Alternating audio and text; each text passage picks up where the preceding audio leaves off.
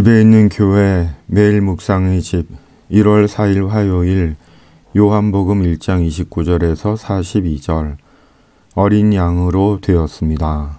29, 30절 이튿날 요한이 예수께서 자기에게 나오심을 보고 이르되 보라 세상 죄를 지고 가는 하나님의 어린 양이로다.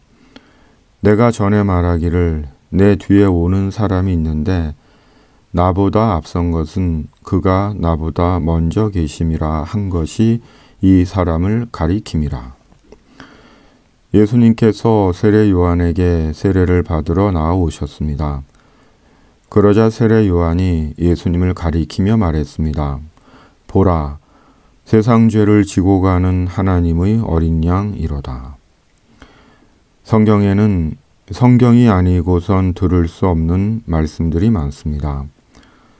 세상 모든 종교의 경전을 다 읽어본 것은 아니지만 성경이 아니고선 들을 수도 볼 수도 없는 말씀이 성경에 많다는 생각입니다. 그리고 그 중에 가장 결정적인 것이 세상 죄를 지고 가는 하나님의 어린 양입니다. 하나님께서 이스라엘을 출애굽시키실 때 하나님은 마지막으로 모든 장자의 죽음의 재앙을 애굽에 내리셨습니다. 그리고 그때 누구든지 집 문설주와 임방에 어린 양의 피를 바르면 죽음의 재앙이 그 집을 건너 지나갔습니다. 하나님께 어린 양의 피는 하나님의 약속이었습니다. 어린 양의 피가 다른 어떤 짐승의 피보다 질이 좋아서가 아니라 어린 양의 피에 하나님께서 정하신 약속이 있다는데 하나님의 어린 양의 의미가 있는 것입니다. 곧 하나님은 어린 양의 희생의 피를 속죄의 피로 받으신 것입니다. 예수님은 하나님의 어린 양입니다. 죄인된 인간의 속죄의 어린 양이 되기 위해 세상에 오신 하나님의 어린 양입니다. 그리고 우리는 하나님의 어린 양 예수님의 피의 희생으로 죄 씻음을 받고 예수님 안에서 하나님께 받아들여진 것입니다.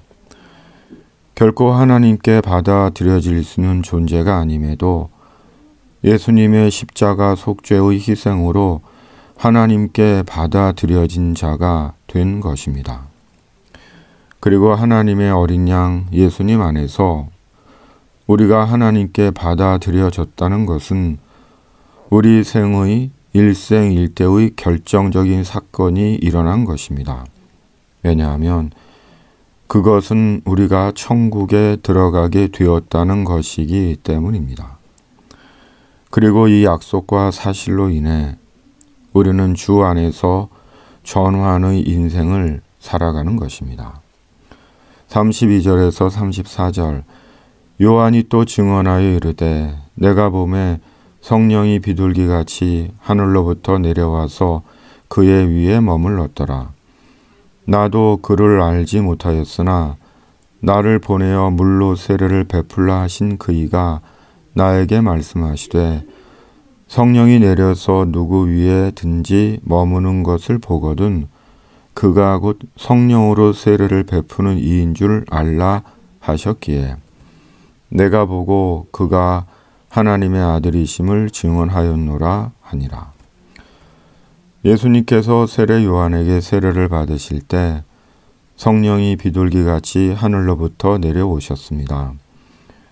하나님은 이런 사실을 이미 세례 요한에게 알려주셨고 그것이 예수님이 하나님의 아들됨의 증거였습니다. 예수님은 세례 요한에게 세례를 받으실 필요가 없는 분입니다. 세례 요한의 말대로 도리어 세례 요한이 예수님께 세례를 받아야 합니다. 그럼에도 예수님은 세례 요한에게 세례를 받으셨습니다. 그리고 예수님은 그것이 모든 의를 이루는 것이라고 하셨습니다.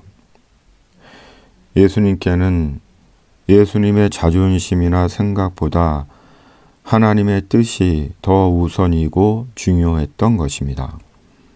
그리고 성령께서 예수님께 임하셨습니다.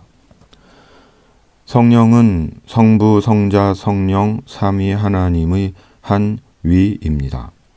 곧 1 더하기 1 더하기 1은 1의 한 일입니다. 삼위일체의 신앙은 우리 신앙의 또 하나의 큰 신비입니다. 그러나 무리애와 충돌을 느끼지 않는 우리의 초월적인 믿음입니다. 그리고 중요한 것은 우리는 성령 충만해야 한다는 것입니다. 왜냐하면 성령 충만해야 온전한 그리스도인의 신앙적 삶을 살 수 있기 때문입니다. 비록 현실은 여러 가지 한계와 제한과 갈등과 유혹과 두려움 속에서 살지만 성령 충만으로 진리와 영원한 천국을 위한 인생이 되기 때문입니다. 그러므로 매일 성령 충만을 구해야 합니다. 하물며 너희 하늘 아버지께서 구하는 자에게 성령을 주시지 않겠느냐. 41, 42절. 그가 먼저 자기의 형제 시몬을 찾아 말하되 우리가 메시아를 만났다 하고, 메시아는 번역하면 그리스도라.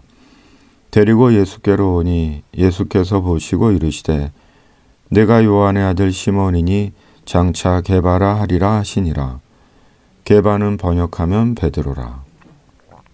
안드레가 형 베드로를 예수님께 데리고 갔을 때 주님께서 베드로에게 게바라는 별명을 지어주셨습니다. 게바는 아람어 이름으로 바위라는 뜻이고, 베드로는 같은 의미로 헬라어 이름이고, 시몬은 히브리식 이름입니다. 이름은 존재를 규정하는 대명사입니다. 내가 그의 이름을 불러주었을 때 그는 나에게로 와서 꽃이 되었다는 시인의 말처럼 이름으로 인해 비로소 꽃이 되고 존재가 됩니다. 우리는 예수님 안에서 존재가 새롭게 규정된 자들입니다. 그리스도인이라는 별칭이 붙은 자들입니다. 그리고 이것은 주님께서 우리를 부르신 결과로 된 일입니다. 우리가 그리스도를 만난 증거인 것입니다. 주님, 저희가 하나님의 어린 양 예수님으로 하나님의 꽃이 되었습니다. 매일 성령 충만 가운데 진리와 소망의 향기를 뿜어내고 삶의 상황을 이기며 사는 그리스도인 되게 하여 주시옵소서. 예수님의 이름으로 기도드립니다. 아멘.